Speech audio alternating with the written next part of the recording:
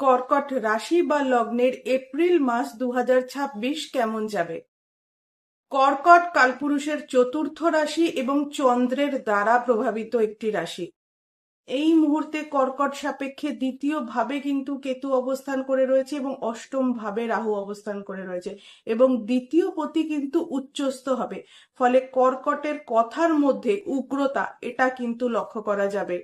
অতিরিক্ত স্ট্রেট কাট কথা বলার কারণে লোকের কাছে কিন্তু খারাপ হওয়ার সম্ভাবনা থাকছে কর্কটের ক্ষেত্রে।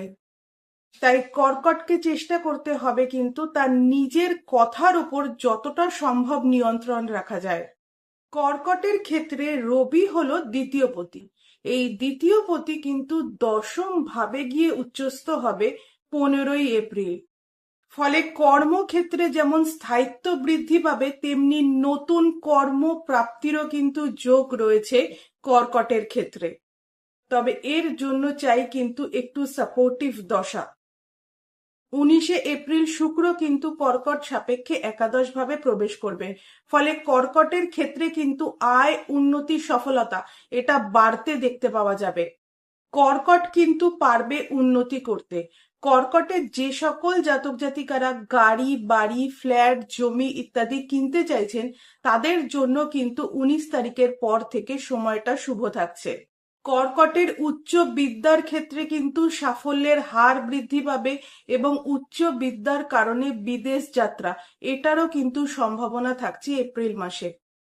তবে কর্কটকে কিন্তু নিজের শরীর স্বাস্থ্য নিয়ে অনেক বেশি সতর্ক থাকতে হবে। এছাড়া নবম ভাবে কিন্তু শনি মঙ্গল একটা যোগ তৈরি হচ্ছে, তাই কর্কটকে কিন্তু তার বাবার শরীর স্বাস্থ্য নিয়ে অনেক বেশি সচেতন থাকতে হবে। তৃতীয়পতি এবং দ্বাদশপতি বুধ সে কিন্তু নবম ভাবে গিয়ে অবস্থান করবে। ফলে কর্কটের ক্ষেত্রে কিন্তু স্বল্পকালীন বিদেশ যাত্রার একটা যোগ থাকছে। নবম ভাব ইন্ডিকেট করে আমাদের হাঁটুর ওপরের অংশকে, অর্থাৎ থাইকে।